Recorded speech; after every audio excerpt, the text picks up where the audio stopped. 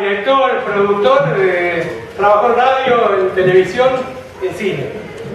Viene del humor político y un poco la idea era compartir hoy esa parte de la experiencia y enfocarnos en uno de los últimos trabajos para televisión que tenía que ver con Peter Capusotto y sus videos, que es un programa que tienen hace unos años con Diego. En la primera etapa quería que Pedro nos cuente cómo fue esto de pasar de la radio, de su trabajo en Radio Mitre, a la televisión. Ese cambio de lenguaje en el humor de lo que es radial a televisivo y un poco empezar con la presentación. Bueno, sí, mañana vamos a hablar más de humor político con Miguel, que lo va a dibujar más. Hace un rato le estaba contando a él que siempre el hecho básico por el cual me gusta hacer algo o donde siento que más o menos estoy presente es en el momento de escribir.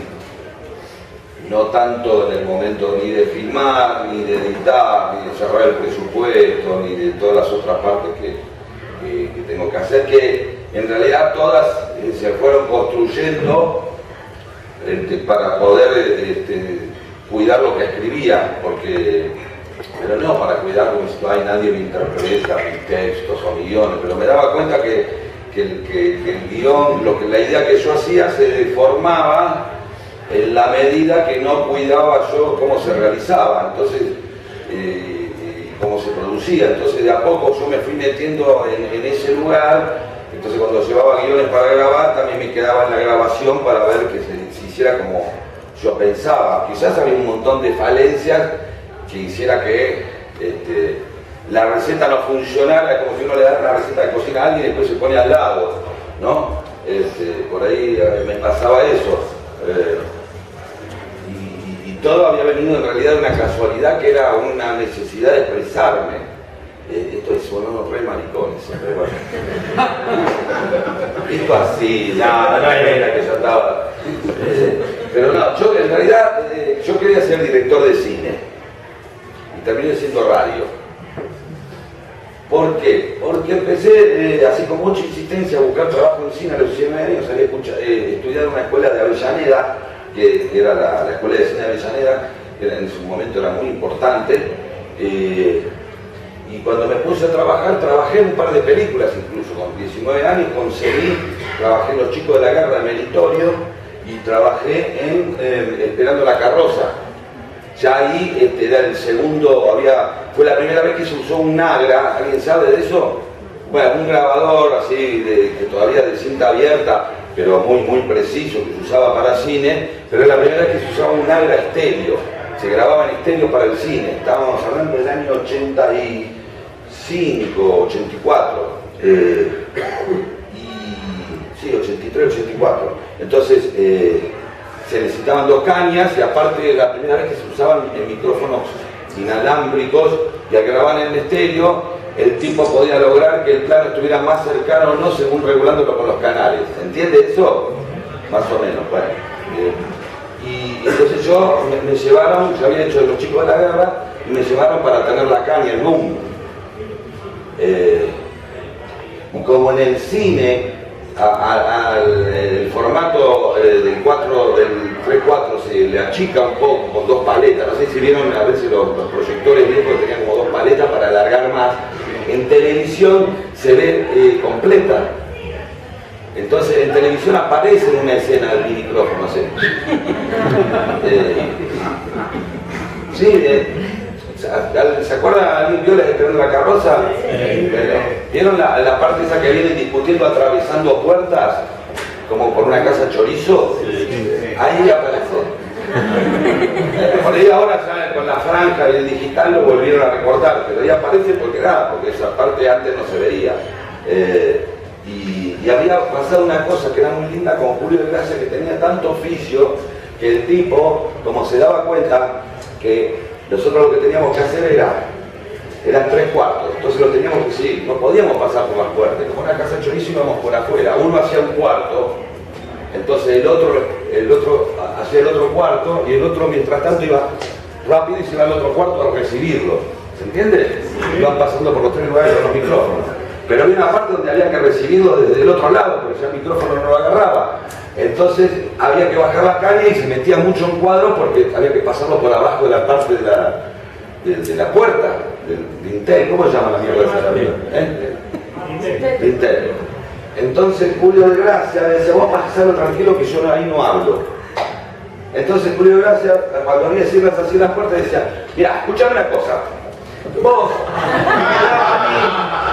el tipo era tan piola que me daba a mí la pausa para que yo el micrófono lo ponga de costado y lo pase.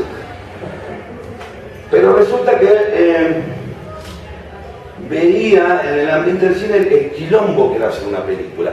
Y veía muchos directores que estaban años y años atrás de una película, 8, 10 años, por ahí no la terminaban nunca, no las podían filmar.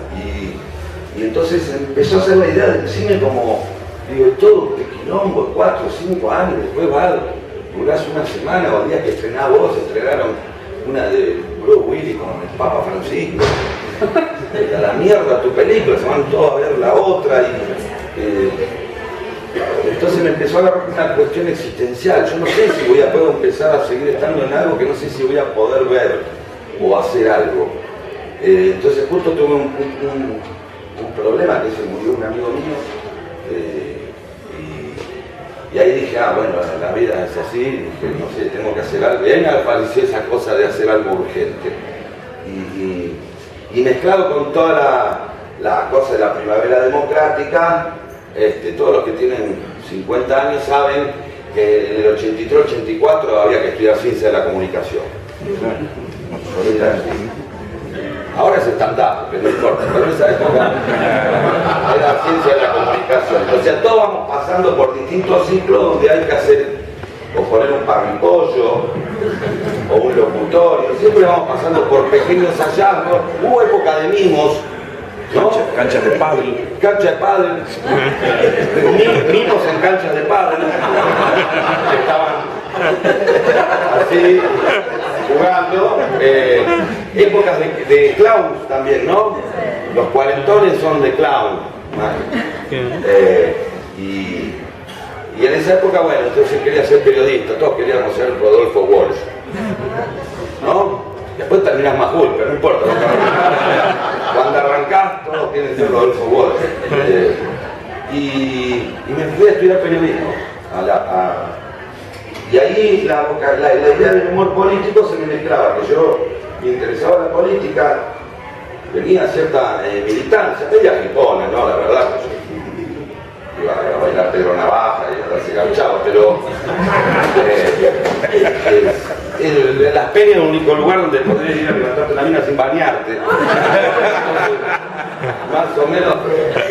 Y ahí se me mezclaba en lo que yo quería hacer, se me empezó a mezclar todo, ¿sí?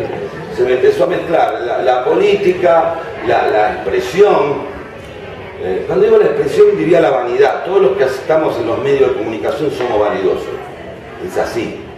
O sea, querés hablar de cosas, que te conozca la gente, que un asado te digan, sí, no, ven, che, te sirven primero a vos. Y vas a un lugar y vos le decís, ¿qué tal? Sí, bueno, yo trabajo en un medio de comunicación. Ah, sí, importante. Va y le decís que tenés una fábrica de soda.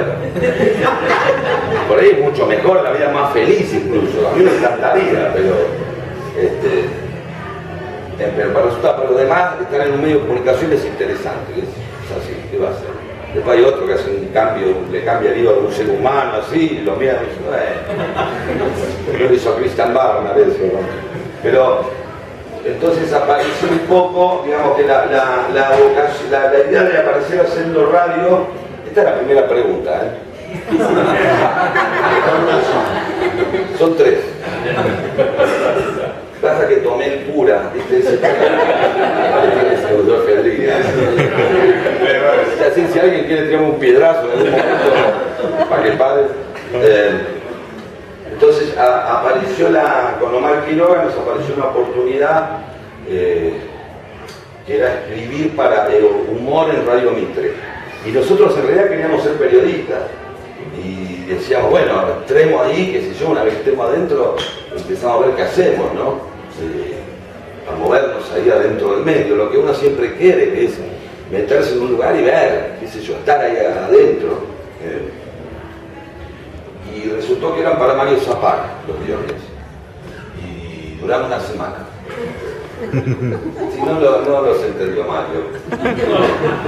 No había coincidencia. Pero el concurso sí lo habíamos ganado, entonces el que dirigía la radio en ese momento, que se llama Guillermo, nos dijo, bueno, pero quédense y pónganse a hacer humor en FM 100. En ese momento FM 100 recién arrancaba, no se escuchaba mucho, entonces nos mandó a la noche como a entrenarnos y hacer humor a la noche. Y ahí empezamos a hacer humor político, pero nosotros muy influenciados de que si no podemos hacer periodismo y somos medio militantes y nos gusta la política, lo que nosotros nos inspiró no era Tato o no era el chiste político del Andrú. Lo que nos inspiraba a nosotros en ese momento era la noticia rebelde. Esa forma donde tipo, con un formato de periodismo, después fue como muy normal, y hoy lo vemos por todos lados, pero en ese momento era muy choqueante. Encima eran un grupo de tipos que eran más guionistas, más creativos, publicitarios, tipos que nunca habían dado la cara, que encuentran un punto justo en cómo hacer humor sin ser cómicos. Sin ser cómicos, sí ser graciosos, sin ser cómicos, digo, desde el punto de vista del formato de hasta ahora, que cómo se conocía la comicidad. Hasta ese momento, hasta principios de los 80, generalmente estaba muy claro quién hacía cada cosa en el programa, ¿no? Había tipos que por ahí podían tocar distintas cuerdas. Uno era Juan Carlos Mareco, que podía ser un humorista que por momentos conducía, pero en general era el que conduce, el cómico entra y es Mario Sánchez y dice, hola Bartolito, y empieza el chiste y todo. Estaba como muy compartimentado. El conductor, los conductores no hacían chistes, eran serios. Leonardo Simon, Bravo, Carlos Beguiar, todo lo que se les ocurran, no se dedicaban a hacer chistes. En todo caso podían ser amables o simpáticos, pero no podían hacer chistes. El chiste venía de la mano de un tipo que decía, llegó el humorista y ahora viene la parte del humor, ¿no? Como explicándole a todo el mundo, bueno, ahora reírse, ahora viene el humor, ahora viene la parte política. Hoy nos parece raro eso porque está todo mezclado, ¿no? O sea, el programa de La Nata, él hace un monólogo como si fuera un stand-upero, hay cómicos, el tipo se hace gracioso, en los noticieros hacen chistes, hay todo, y a veces hasta los humoristas quieren opinar en serio y dicen boludeces, y cualquiera habla de política, entonces todos esperamos a ver qué dice Mirta Legrand o Susana Jiménez, que son como, o sea, daños colaterales de la libertad de expresión, ¿no? Aparecen ahí.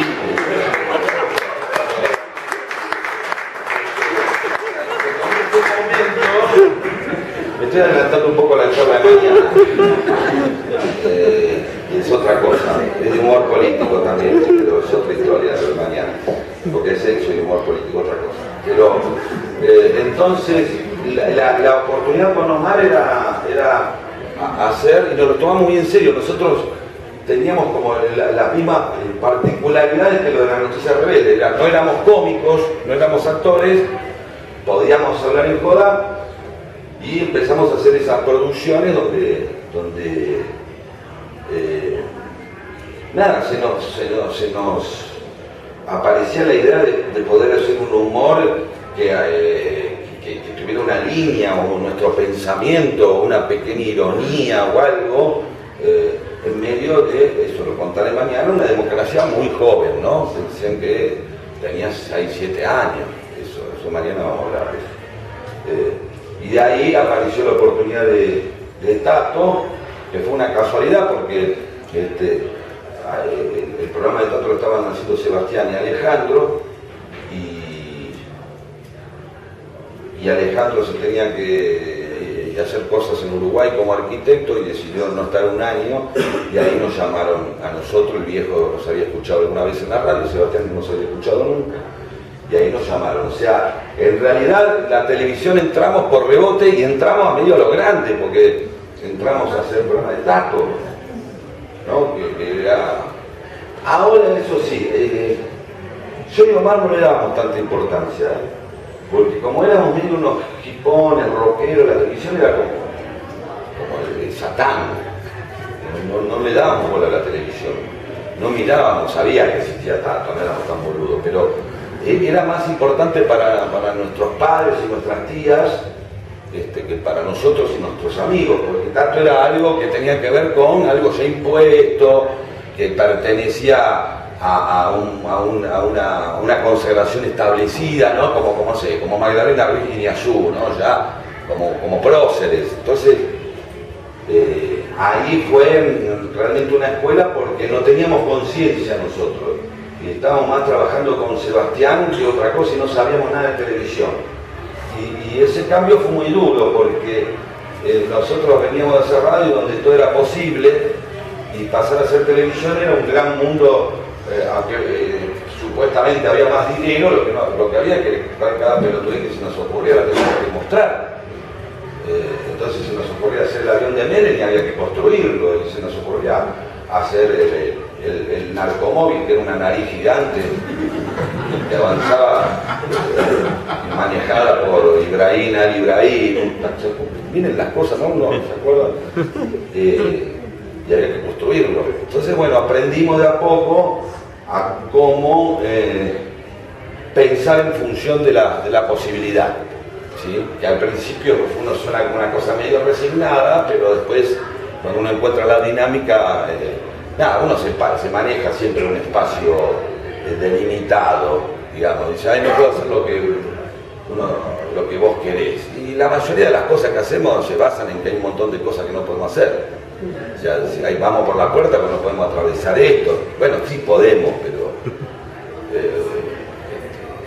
trae consecuencias, ¿no? Digo, no podemos ir volando, no podemos estar en dos veces en dos lugares al mismo tiempo. Bueno, la vida nuestra está marcada por un montón de cosas acotadas del mundo de la cultura, del mundo de la física, y bueno, y más o menos nos movemos y nos acostumbramos, ¿no? Pero el cambio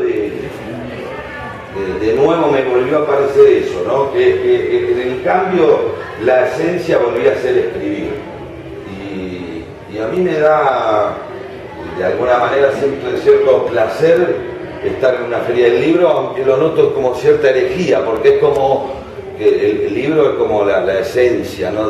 Por más que el libro sea una porquería, pero el formato aún mantiene el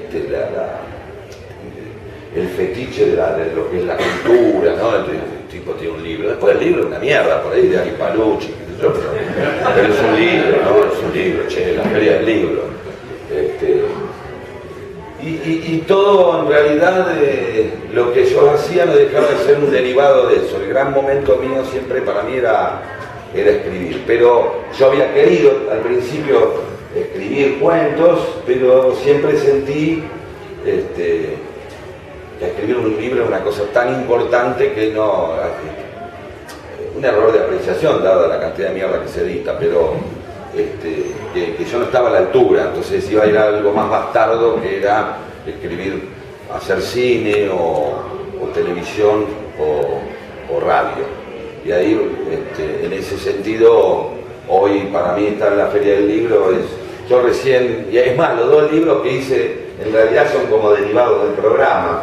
Yo hice 2 libros, pero son como un merchandising del programa, por más que están escritos y todo tiene material original. Pero mira, me pasó una cosa, cuando nosotros escribimos todos los dos libros con material original, diciendo, bueno, va a ser material nuevo, aunque haga referencia a personajes como Pomelo, eran cosas nuevas de Pomelo, era Bombita, eran cosas nuevas, Bombita, lo mismo de Violencia Arriba, todo el mundo me decía, yo pensé que eran los guiones del programa, que era justo lo que a nosotros nos parecía una cosa bastarda, ¿no? Editar ya lo ya escrito. Y bueno, ahora recién, este año, por un malentendido, ¿lo conocen a Mariano Hamilton? Sí. Él tiene una revista que se llama Un Caño, hoy es digital nada más, y había cerrado un acuerdo con la editorial Planeta de hacer 8 libros, como una colección de la revista Un Caño, y le había dicho dentro de eso que yo tenía un montón de cuentos escritos, porque y es verdad, yo había escrito 6 cuentos para la revista. Y entonces, nada, cerró todo un acuerdo en el que yo tenía que estar, porque si no el acuerdo se caía, donde un libro que tenía, al tamaño de lo que yo escribo, más o menos, tenían 40 cuentos. Así que nada, tuve que escribir, por el Mariano, me pagaron igual, pero tuve que escribir un cuento por día, así, mientras seguía laburando, seguía mi vida, así, y salió.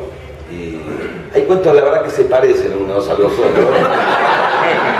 Algunos son muy flojos, lo digo, y alguno veía realmente que cuando faltaba un día para cerrar, leía algo para corregir y le decía, hay que escribirlo de nuevo, le decía al editor, porque digo, esto es increíble como en el apuro, esto que hace una semana me parecía maravilloso y me parece una mierda.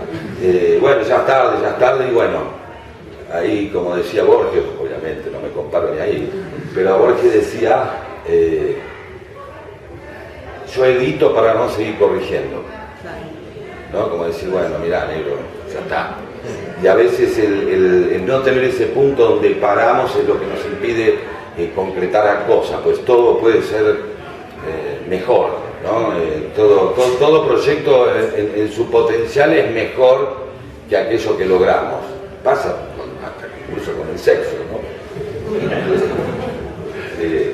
Así que bueno, primera pregunta. La segunda tenía 2 partes. Después vamos a la gente, ¿no? Voy a ser más corto ahora. Una parte tenía que ver con la historia de ustedes, de Gerli, al lado de Avellaneda, sí, a Radio Mitre, a FM 100, a Tato Bores, a Todo por 2 pesos. Sí. Alrededor de la coherencia, ¿no? De la obra, del trabajo, del arte, del contenido. Y la otra era con los personajes, ¿no? Ya más yendo finalmente a Peter Capusotto, hay una diversidad de personajes, hay una multiplicidad inclusive de estética, que de dónde vienen, cómo los construyen, cómo los trabajan, es arte, es creatividad, es laburo.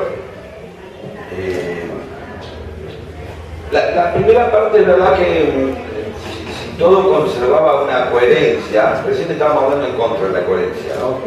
Que a veces uno por ser coherente hace pelotudeces, porque en realidad a veces la realidad le pide a uno que cambie, no que sea coherente.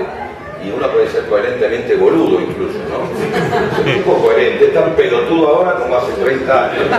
La coherencia de hijo de puta tiene. Así que la coherencia en sí no es ningún valor, es algo que en determinados momentos sirve y en determinados momentos no nos sirve, nos apresa. Pero si hubo una constante más que una coherencia, es que todo lo que hacíamos con Omar, él vivía en Sarandí y yo en Gerli, él vivía en el Toque, perdón, yo en Gerli, nos hicimos amigos en Avellaneda. Yo les tiro así cosas, pero claro, como si dijera, bueno, no, ¿qué viene a hacer? Como General de esa, no, vengo a barrio de mierda. Me imagino un lugar de mierda y en tanto lo que hacíamos por ahí en algún club, con algún amigo que tocaba la guitarra o con alguna radio trucha, tenía el mismo espíritu y la misma ganas de hacerlo bien que cuando estábamos cuando hicimos el Mitro, laburábamos en Tato. En eso siento como algo que nos recorrió porque nos tomaba, o sea, el mismo tiempo, no es que con Tato nos pusimos a laburar mejor o con la radio mejor, o no, era el mismo espíritu de juego que siempre yo creo que hay que tener cuando uno hace algo artístico, que es tener una parte media infantil, ¿no? Esa parte que muchas veces nos permitimos. Mi generación descubrió unos grabadores a cassette que eran los National y los Crown, no sé si recuerdan, y muchos jugaban a hacer programas de radio en joda o bromas y se grababan, era la primera vez que se podían registrar. Ahora ya es con la camarita, ¿no? O con el teléfono. y ese nivel de inocencia en donde uno se olvida más allá si le pagan, si no le pagan, si gana mucha plata, si no gana mucha plata, sino el querer hacerlo bien, es la coherencia que yo veo que podía unir a los dos pibes que paraban en el Café Lorca de Avellaneda a los 17 años, con los tipos que ya tenían 22, 23, ya estaban trabajando en radio, y ya a los 25 estábamos en contacto. De paso tiro esto como diciendo, ven que jóvenes estos pibes, pero y el ojete también, ¿no?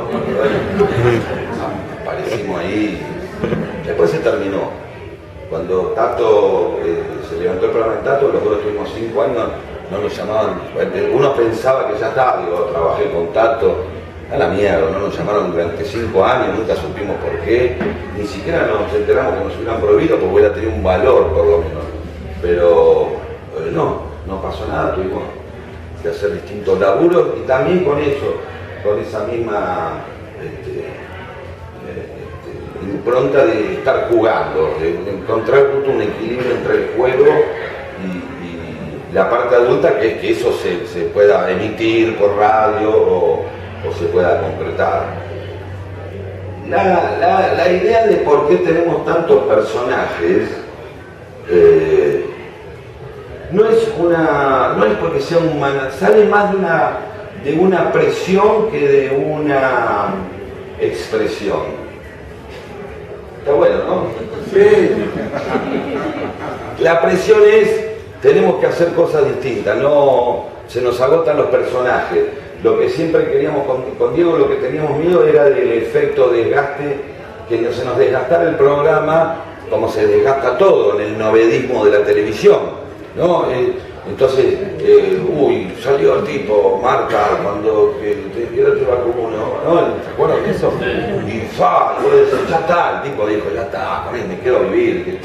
3 meses le sacaron el jugo así, y no lo querés ver más después. Querés otra cosa de ese entonces, bueno, agarramos y hacemos el albañil, como llama Riquelme, y después la Anchita Vicio, y mientras, viste, se iban amontonando la montaña de naranjas primidas, tenía el todo el Totti, Siliberto. Entonces nosotros queríamos no quedar colgados de un solo personaje, como, no sé, como Lambetain o como todos, porque decíamos, en cuanto se cansa el personaje nos quedamos sin programa. A nosotros nos ofrecieron hacer el show de Pomelo, y dijimos, no, ni en pedo, porque la cagamos. Ahí sí, Diego dice, ya soy Pomelo para toda la vida. Y tampoco es un personaje que era minguito, pero no, de verdad. Entonces salió de la presión de estar renovándonos constantemente como, no para hacer las espinetas del humor, ¿no? Como diciendo, che, cantá muchachos, el tipo te pega un tema nuevo otra vez. Sino de estar generando como una fuga hacia adelante. Nos era más fácil, en vez de hacer otro Pomelo que estuviera buenísimo, nos era más seductor hacer otro intento de otro personaje.